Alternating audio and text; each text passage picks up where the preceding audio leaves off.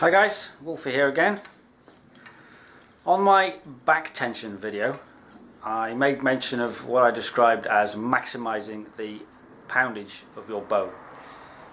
In essence, that's maximising the use of the energy in your bow, and how I described that using back tension helped with this.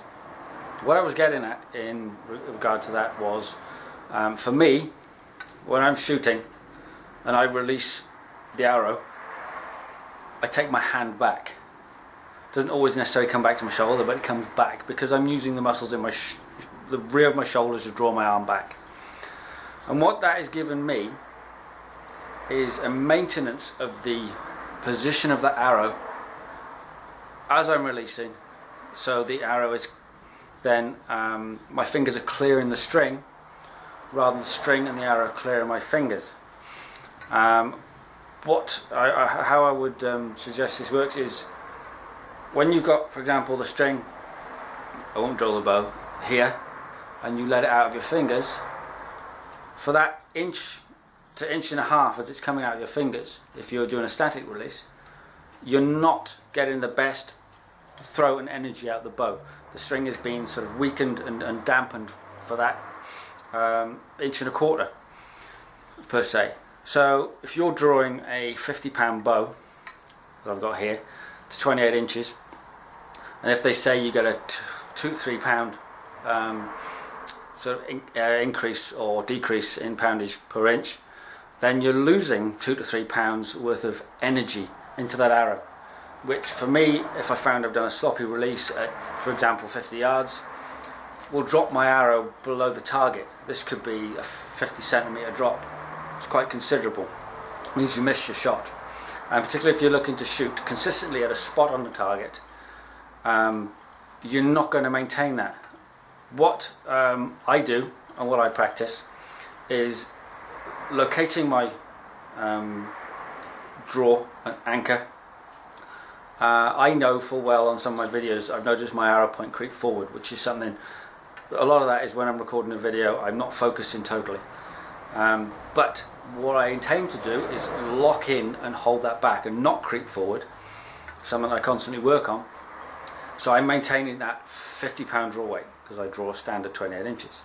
Now that 50-pound draw weight I want right through the energy and release of the bow. So I want to take my hand back, keeping the string where it is until my hand's cleared it almost, rather than letting the string flick forward in my hand and losing that 2 to 3 pounds worth of energy. So back tension for me and its implications on the energy and output of the bow, and obviously the distance that my arrows will travel, is really important to me. Really important. So if I'm looking to shoot regularly at 40 yards, 50 yards, even 60 yards, every part of that draw, every inch or half inch or quarter of an inch of that draw is important to me. So by maintaining back pressure, back tension, when I release, my hand comes back. I'll just take a shot.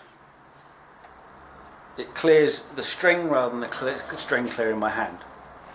So I'll focus on the target, anchor back and lock in with no creeping, and my hand came back.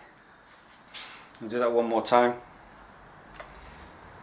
I guess in essence this is a discussion on release, but it's what I'm doing with my release to maximise the output and energy of my bow. Again, drawing a focus, and my hand comes back. One more. Drawing, lock in, focus, and my hand comes back. So, one last time.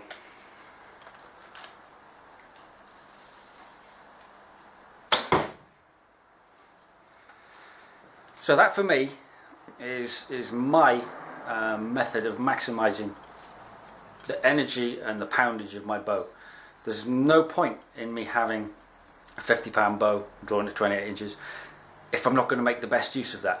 I could have a lighter bow and find it a lot easier to hold it there. I mean, £50, I shoot with it all the time. It's not a major issue, but I can suffer from creep.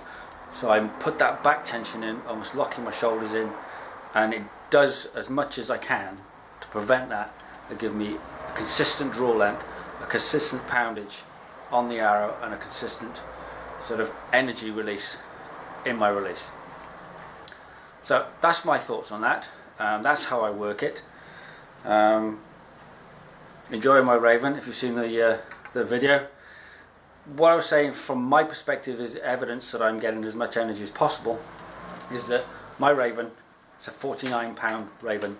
My bare shaft test showed up that I needed a 67, 68 spine wooden arrow at my draw length plus a little bit and a point. Whereas the rule of thumb is people would say you maybe go 10 pound over the bow weight. For my Big Bear recurve, it's a 50-pound draw bow. I draw 28 inches and I'm using a 70-75. So I'm obviously getting as much energy as I can out there, because otherwise I'd be needing a far weaker arrow. So I hope this is of help. I hope it's of interest. I hope it's of something that you guys can maybe try and some of you can make use of, and if it improves at least your sort of energy release from the bow, or just gives you something to try and to play around with, then that's great. Like I said, I hope this is of help, and I shall speak to you again.